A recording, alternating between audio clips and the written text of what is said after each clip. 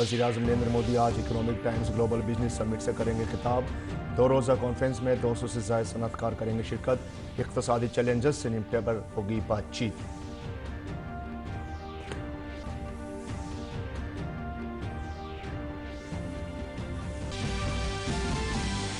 अमेरिकी ताजी George Soros के भारत मुखालिफ बयान पर बीजेपी का जवाब।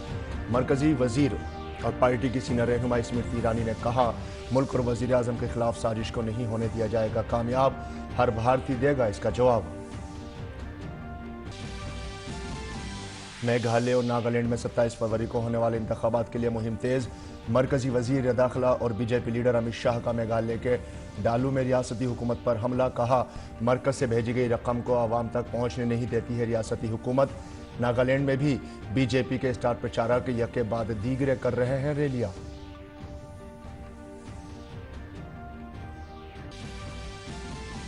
ऑपरेशन दोस्त के तहत जल्जला ज़दा तुर्की में इमदाद और बचाव के कामों में मदद के लिए भारत से की गई पहल।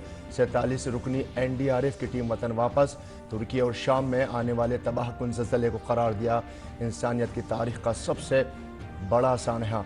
कहा, तुर्की में इमदादी और बचाव का काम इंतहाई चैलेंजिंग। भारत और ऑस्ट्रेलिया के दरमियान जारी दूसरे टेस्ट मैच के पहले दिन ही ऑस्ट्रेलिया की पूरी टीम 263 रन पर आउट। मोहम्मद शमी ने छटकाए 4 तो अश्विन और जडेजा ने लिए 3 विकेट।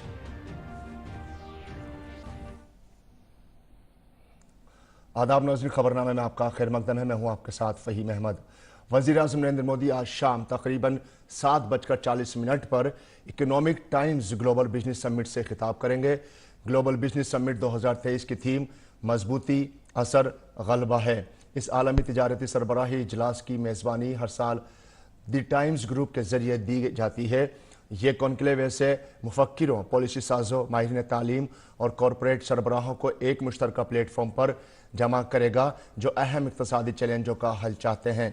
इस सरबराही इजलास में 40 सेशन में 200 से ज़्यादा कारोबारी रहनुमा तबादला ख्याल करेंगे।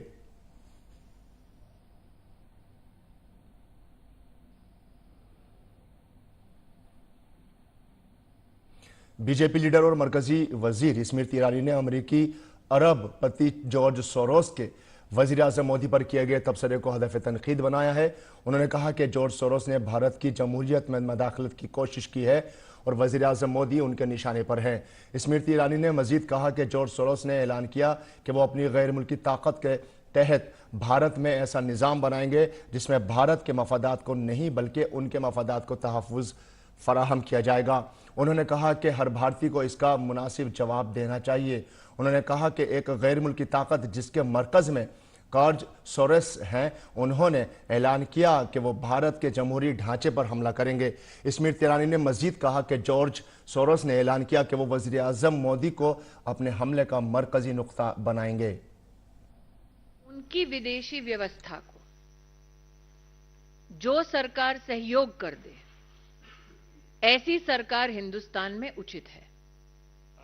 नरेंद्र मोदी जी का बार बार और हिंदुस्तानियों का बार बार ये कथन रहा है कि हमारी सरकार हमारे हितों का संरक्षण करेगी, हमारी सरकार हमारी व्यवस्थाओं को सुदृढ़ करेगी और हम ह्यूमन सेंट्रिक ग्लोबलाइजेशन में विश्वास करने वाले देशवासी हैं। लेकिन जॉर्ज सोरोस का जो ऐलान हुआ है, वो ऐलान आप निश्चित रूप से बारीकी से समझें। वो हमारी डेमोक्रेसी को ध्वस्त करने का ऐलान मात्र इसलिए करते हैं ताकि उनके हैंड पिक्ड लोग सरकार चलाएं।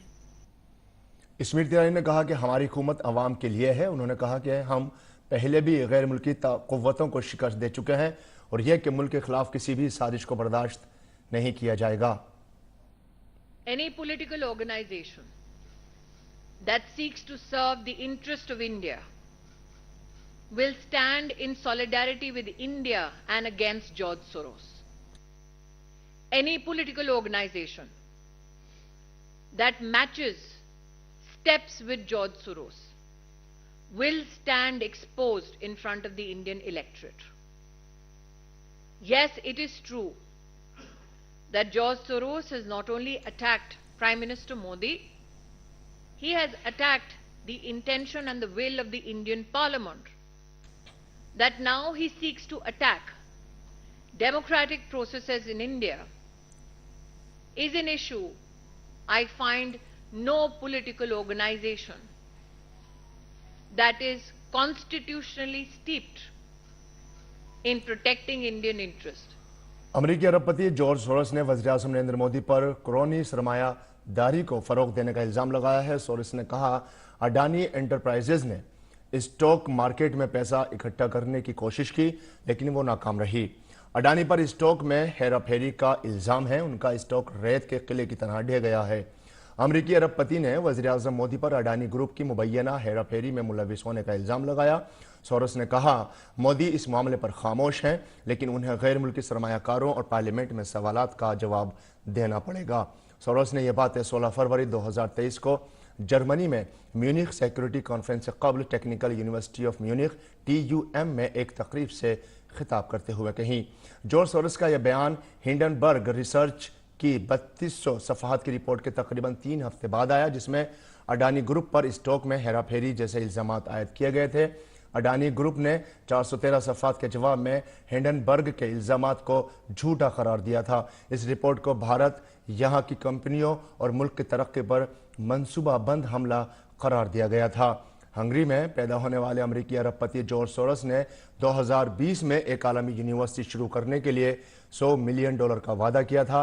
सोरोस ने कहा था कि यह यूनिवर्सिटी कौम परस्तों से लड़ने के लिए कायम की जाएगी। सोरोस ने जाबिर हुकूमतों और मौसमियाती तब्दीली को वजूद के लिए खतरा करार दिया था। आलमी रहनुमाओं को हदफ तनकीद बनाते हुए सोरोस ने कहा कि रूसी सदर व्लादिमीर पुतिन के तहत दुनिया की सबसे मजबूत ताकतें अमेरिका, चीन और रूसी अमीरों के हाथ में हैं और इक़्तिदार पर काबिज हुक्मरानों की तादाद में इजाफा होता जा रहा है। इसके अलावा सोरोस ने यह भी दावा किया कि सबसे बड़े और तबाहकुन धचके का भारत को सामना करना पड़ा था। उन्होंने वज़ीर-ए-आज़म नरेंद्र मोदी पर भारत को हिंदू मुल्क बनाने का इल्ज़ाम आयद किया था। जॉर्ज सोरोस ने कहा, कौम परस्ती जो बहुत आगे जा चुकी है और सबसे बड़ा और खौफनाक धचका भारत को लगा है, क्योंकि वहां जमहूरी तौर पर मुंतखब होने वाले नरेंद्र मोदी भारत को एक हिंदू कौम परस्त मुल्क बना रहे हैं। मरकजी वज़ीर दाखिला अमित शाह ने मेघालय के डालू में 2 कुनबों पर अवाम को धोखा देने का इल्जाम आयद किया। उन्होंने कहा कि अगर यहां पर बरसों तक इक़्तिदार में रहने वाली हुकूमतों ने अवाम का ख्याल रखा होता तो आज ये रियासत पसमानदगी का शिकार ना होती। वज़ीर दाखिला ने यह बात मेघालय में एक इंतखाबी रैली से खिताब करते हुए कही।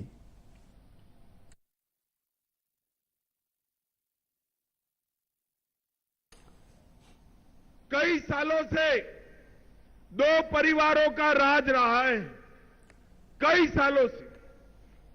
कई सालों तक मुकुल संगमा ने राज किया और कई सालों तक कोनराड संगमा के परिवार ने राज किया। मुझे बताओ भाई, आप लोगों का काम हुआ है क्या? जोर से बोलो, हुआ है? आपके घर में नल से पीने का पानी पहुंचा है क्या? 24 घंटा बिजली आई है क्या? गांव के अंदर सड़क बनी है क्या? कुछ नहीं हुआ है। तो ये 2 परिवारों ने इतने सालों तक किया क्या किया? वज़ीर दाखिला ने कहा कि वज़ीर-ए-आज़म मोदी रियासत की तरक्की के लिए जो पैसा यहाँ भेजते हैं वो यहाँ की हुकूमत उसे आवाम तक नहीं पहुँचने देती। इसलिए मैं आज यहाँ लोगों से अपील करने आया हूँ कि एक बार हुकूमत बदल जाए तो आप और आपकी रियासत भी तरक्की करेगी। मोदी जी ने ये सारा पैसा मेघालय के लिए भी भेजा है, मगर बीच में ये मेघालय सरकार आती है। मोदी जी जो भेजते हैं, ये आप तक पहुंचने के लिए जो रास्ता है वो संगमा जी ने बंद कर दिया है। मोदी जी की भेजी हुई सुविधाएं आप तक पहुंचती नहीं है। एक बार सरकार बदल दो, सारी की सारी सुविधाएं आप लोगों तक पहुंच जाएगी। मित्रों, मिलना चाहिए नहीं मिलना चाहिए सुविधा आपको? नागालैंड में होने वाले असेंबली इंतखाबात के लिए तमाम सियासी पार्टियों ने अपनी ताकत झोंक दी है। इस बार एनडीपीपी और भारतीय जनता पार्टी के दरमियान इत्तेहाद है। इसके अलावा NPF, Congress, Lok Janshakti Ramvilas, NCP, NPP, RPI, Athawale, JDU, RJD और सीपीआई शामिल हैं। नागालैंड में 27 फरवरी को इंतखाबात होंगे। बीजेपी के स्टार प्रचारक और मरकजी वुजरा किरण रिजिजू, सर्बानंद सोनोवाल और पार्टी जनरल सेक्रेटरी जेएल संतोष आज रियासत के मुख्तलिफ हिस्सों में इंतखाबी मुहिम में शिरकत कर रहे हैं।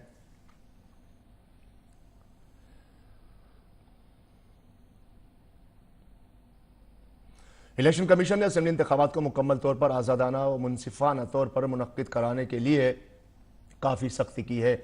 इलेक्शन कमीशन ने त्रिपुरा, मेघालय और नागालैंड से राय दहिंदगान को लालच देने में मुमकिना तौर पर इस्तेमाल होने वाली 147 करोड़ रुपए की शराब, मंशियात और नकदी जब्त की है। इलेक्शन कमीशन के मुताबिक इस बार होने वाली जब्ती गुज़िश्ता इलेक्शन के मुकाबले में 20 गुना ज़्यादा है। ख्याल रहे कि मेघालय और नागालैंड के लिए वोटिंग 27 फरवरी को होगी। इलेक्शन कमीशन ने अखराजात की निगरानी के लिए त्रिपुरा में 19, मेघालय में 21 और नागालैंड में 24 मुशाहिदीन को तकर्रुर किया है। इलेक्शन कमीशन ने भारी मिकदार में हेरोइन भी जब्त की है। त्रिपुरा के रिलीफ कैंप में रहने वाले बुरु कबीले के लोगों को 26 साल की तवील जिद्दोजहद के बाद इस बार त्रिपुरा असेंबली इंतखाबात में वोट देने का हक मिला है। वोट डालने आए लोग काफ़ी पुरजोश नजर आए।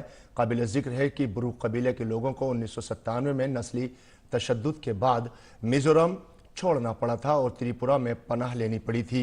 जुमेरात को बुरु कबीले के लोगों की बड़ी तादाद ने वोटिंग में हिस्सा लिया। बुरु कबीला असल में मिजोरम का रहने वाला है। उनमें से ज़्यादातर ख़ानदान मामेत और कोलासेब अजला में आते हैं।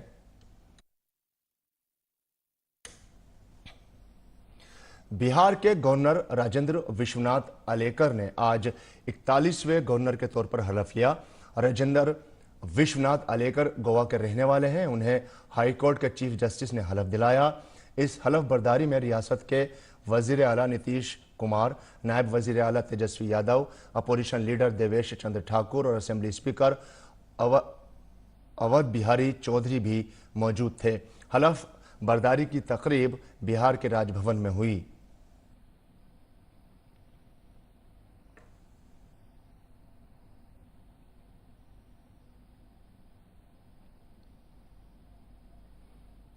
और एक बार फिर दिल्ली के वज़ीर आला अरविंद केजरीवाल सवालों के घेरे में हैं। जी हां, इस बार उन पर सवाल उठ रहे हैं दिल्ली में होने वाले शॉपिंग फेस्टिवल पर, जिसका ऐलान तो जरूर हुआ लेकिन आज तक वो फेस्टिवल मुनक्किद नहीं हुआ। जो लोग दिल्ली में हैं उनको बहुत खुशी होगी सुन के, और जो दिल्ली के बाहर हैं वो फरवरी के महीने में दिल्ली आने की प्लानिंग कर लें। अपना ट्रैवल, अपनी टिकटें वगैरह बुक कर लें, सारी प्लानिंग कर लें, क्योंकि 28 जनवरी से 26 फरवरी तक 30 दिन के लिए दिल्ली में दिल्ली शॉपिंग फेस्टिवल मनाया जाएगा। ये अपने भारत देश का सबसे बड़ा शॉपिंग फेस्टिवल होगा। आज तक इतना बड़ा कभी शॉपिंग फेस्टिवल नहीं हुआ होगा और अनपैरेलल्ड शॉपिंग एक्सपीरियंस होगा। अभूतपूर्व शॉपिंग एक्सपीरियंस इस फेस्टिवल के दौरान होगा। इसमें खूब हेवी डिस्काउंट्स मिलेंगे। पूरी दिल्ली को सजाया जाएगा, दिल्ली के सभी बाजारों को सजाया जाएगा, सभी दुकानें सजेंगी, दिल्ली के सभी मॉल्स को सजाया जाएगा, दिल्ली दुल्हन बनेगी। देश भर से और दुनिया भर से टॉप के आर्टिस्ट्स को इनवाइट किया जाएगा। इस एक महीने के अंदर 200 कंसर्ट्स, 200 कार्यक्रम एंटरटेनमेंट के वहां पे किए जाएंगे। स्पेशल ओपनिंग सेरेमनी होगी, स्पेशल क्लोजिंग सेरेमनी होगी, जिसमें हजारों लोग उन्हें अटेंड करेंगे। ये ऐलान किया था दिल्ली के वजीर आला अरविंद की मुल्क की दारुल हुकूमत दिल्ली में शॉपिंग फेस्टिवल का 28 जनवरी से 26 फरवरी तक इनेकाद होगा, लेकिन जमीनी हकीकत कुछ और ही रही। जी हां, भाजपा ने अरविंद केजरीवाल को एक बार फिर घेरा है और उनके वादों को एक बार फिर से सिर्फ वादा ही बताया है। भाजपा ने शॉपिंग फेस्टिवल के इश्तेहार पर खर्च किए 60 करोड़ रुपए पर भी सवाल उठाए हैं। अरविंद केजरीवाल जी ने फुल पेज विज्ञापन दिया था और ये विज्ञापन की कॉपी है कि 28 जनवरी से 26 फरवरी तक शॉपिंग फेस्टिवल का आयोजन होगा। 200 से ऊपर कॉन्सर्ट होंगे और शॉपिंग फेस्टिवल के नाम डिस्काउंट्स होंगे और बूस्ट मिलेगा, रोजगार मिलेगा, तमाम तरीके के इन्होंने वादे किए थे। लेकिन हर बार की तरह अरविंद केजरीवाल जी के जो वादे होते हैं, वो कहते हैं ना, वादा तेरा वादा, वादे ने मार डाला। दिल्ली वालों को वाकई इनके वादों ने मार डाला है। 60 करोड़ रुपए इन्होंने विज्ञापन पे खर्च किए, जो आरटीआई का जवाब आया।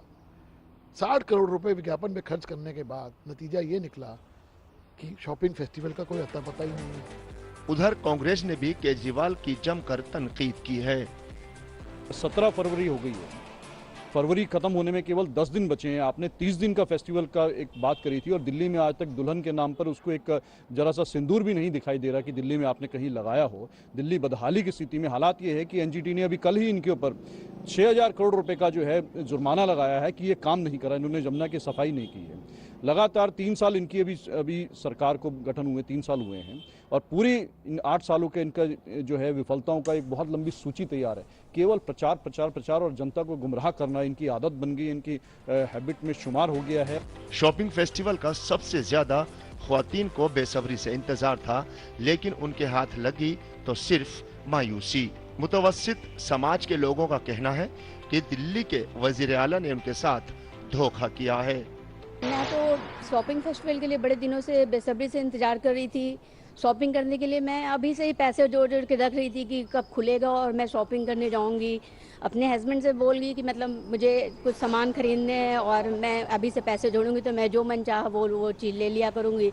लेकिन मुझे तो लगता है मेरी सारी उम्मीदों पे पानी फिर गया और मैं इंतज़ार करते ही रह गई। हम तो काफ़ी दिनों से इंतज़ार कर रहे थे, मेरी मम्मी भी काफ़ी एक्साइटेड थी। मैंने बोल भी रखा था कि दिल्ली में शॉपिंग फेस्टिवल होगा तो वहाँ शॉपिंग करने चलेंगे, वहाँ सस्ते में सारी सामान मिल जाएंगे हमें। पर जैसा कि हमेशा से होते आया है, केजरीवाल जी ने इस बार भी हम मध्यम वर्ग परिवार वालों के साथ एक बड़ा धोखा कर दिया कि इस बार कहाँ है शॉपिंग फेस्टिवल। हर कमिटमेंट इनकी रहती है पर उसके बाद उस पर कोई सुनवाई नहीं होती है। वहीं दिल्ली हुकूमत के साबिक वजीर कपिल मिश्रा ने केजरीवाल हुकूमत के एक और फ्रॉड की बात करते हुए ट्वीट किया है कि 63 करोड़ के इश्तेहार छापे और शॉपिंग फेस्टिवल हुआ ही नहीं। Bureau report, DD news. Association voice की यूट्यूब के सीईओ, जिन्होंने गुज़िश्ता 9 वर्षों से आलमी ऑनलाइन वीडियो शेयरिंग और सोशल मीडिया प्लेटफॉर्म की क़यादत करने वाली यूट्यूब की सीईओ सुसान वॉइस की सुखदोश हो रही हैं और उनकी जगह भारत निजाद अमरीकी नील मोहन जिम्मेदारी संभालेंगे। वोजस्की ने एक ब्लॉग पोस्ट में कहा कि वो अपने कुनबे, सेहत और अपनी पसंद के मंसूबों पर तवज्जो मरकूज करेंगी। गूगल में इश्तिहार की अशिया शेयर नायब सद वोजस्की 2014 में यूट्यूब की सीईओ बनी और यूट्यूब के चीफ प्रोडक्ट ऑफिसर नील मोहन अब यूट्यूब के नए सरबराह होंगे। नेशनल ग्रीन ट्रिब्यूनल एनजीटी ने जमुना में सीवरेज के पानी के गिरने और दिल्ली में ठोस फजला के गलत इंतजाम के मामले पर गहरी तशवीश का इजहार करते हुए दिल्ली हुकूमत पर 6100 करोड़ रुपए से ज्यादा का जुर्माना आयद किया है। सीवरेज ट्रीटमेंट में ज़ाब्तों पर अमल न करने पर बरहमी का इजहार करते हुए एनजीटी के चेयरमैन जस्टिस आदर्श कुमार गोयल की सरबराही वाली बेंच ने कहा कि करोड़ों रुपए खर्च करने के बाद भी यमुना हर रोज आलूदा हो रही है। यमुना में 3000 MLD से ज्यादा आलूदा पानी पाया जा रहा है।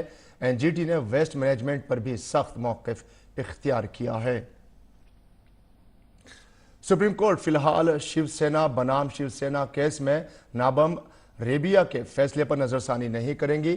अदालत ने 2016 के 5 जजों पर मुश्तमिल आईनी बेंच के फैसले को 7 जजों को भेजने से इनकार कर दिया है। नाबम रेबिया में अरुणाचल प्रदेश के फैसले में कहा गया कि स्पीकर उस वक्त तक किसी रुकन असम्बली के खिलाफ नाअहली की कार्रवाई शुरू नहीं कर सकते जब तक उसके खिलाफ उसकी अपनी बरतरफी की दरख्वास्त ज़ेर इल्तवा है। सुप्रीम कोर्ट में चीफ जस्टिस से DY Chandrachud, justice Mukesh R Shah, justice Krishna Murari, justice Hema Kohli और जस्टिस PS नरसिम्हा पर मुश्तमिल 5 जजों की आईनी बेंच ने यह फैसला दिया। आईनी बेंच को यह फैसला करना था कि आया 2016 में आईनी बेंच के नाबम रेबिया फैसले को नजरसानी के लिए 7 जजों की बेंच को भेजना है। अगली समाअत 21 फरवरी को होगी, जिसमें फैसला किया जाएगा कि उसे लार्जर बेंच को भेजना है या नहीं।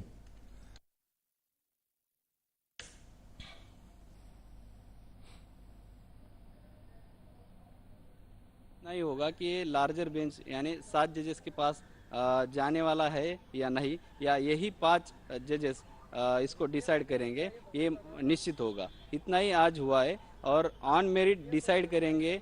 नवाब रेबिया केस के जो 2016 में हुआ था, उसके पास से बहुत सारे साइटेशन दिए गए थे इस केस में। नवाब रेबिया केस का फेर विचार होने वाला है या नहीं, ये 21 फेब को डिसाइड होगा। मरकजी वज़ीर खजाना निर्मला सीतारमन ने आज उड़ीसा के भुवनेश्वर में सनअत, तिजारत, बैंकिंग और इंश्योरेंस के मुख्तलिफ स्टेक होल्डर्स के साथ बजट पेश किए जाने के बाद बातचीत की। इसके बाद अपने खिताब में वज़ीर खजाना ने कहा कि बजट में हुकूमत के साथ किए गए मुआहिदों में MSME को खुसूसी रियायत दी गई है। In this budget as well, for any failure to attend to services or goods as per contracts signed with the government, if there has been a failure in completing the service as is agreed in the contract, MSMEs have been given almost 95% waiver in that their guarantees will not be included or invoked, and that would give them a relief even if they had failed to fulfill the contract as signed with, let us say, the government or government agencies in the union government's case. So only 5% would be retained, and the rest 95 of the securities which they've given will all be released.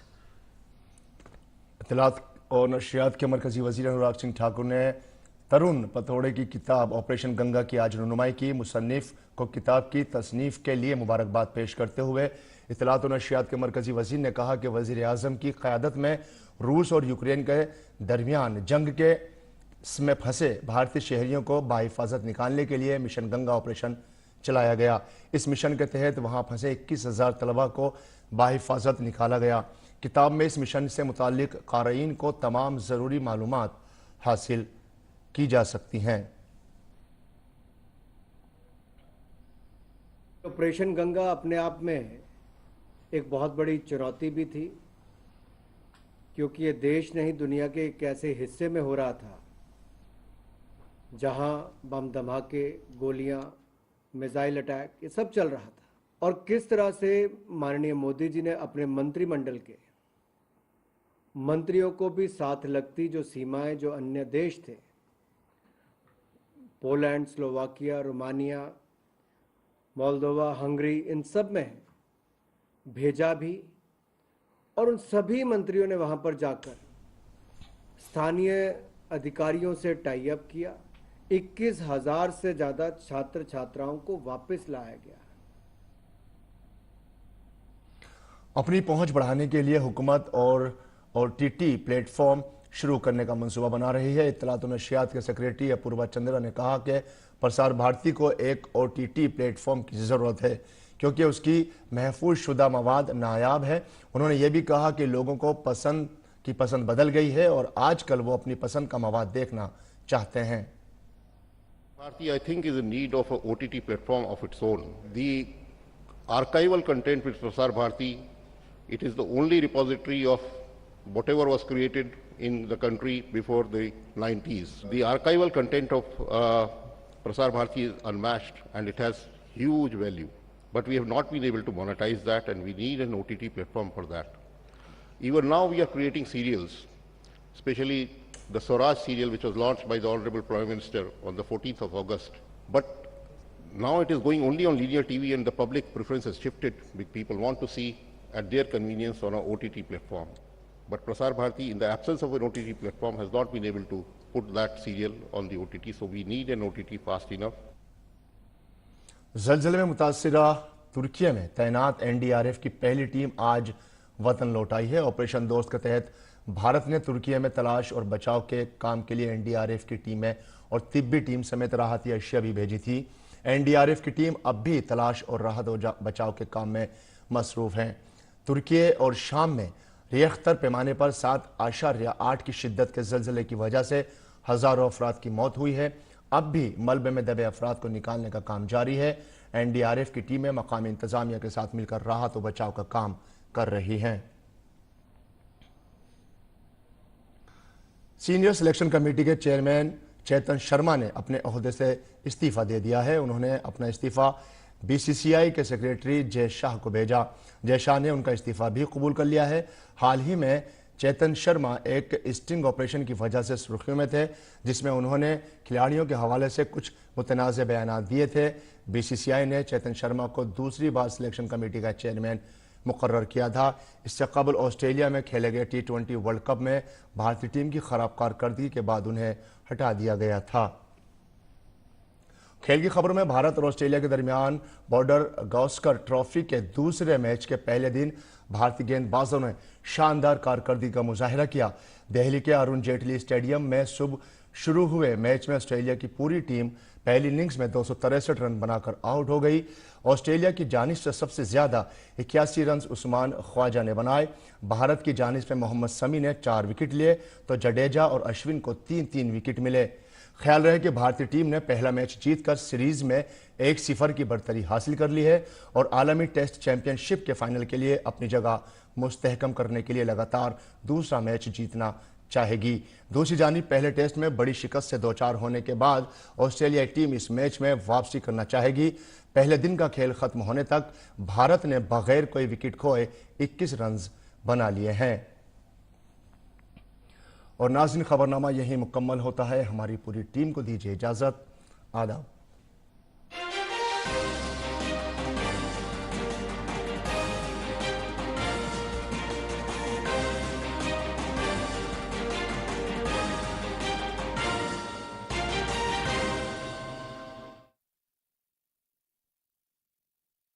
मन की बात।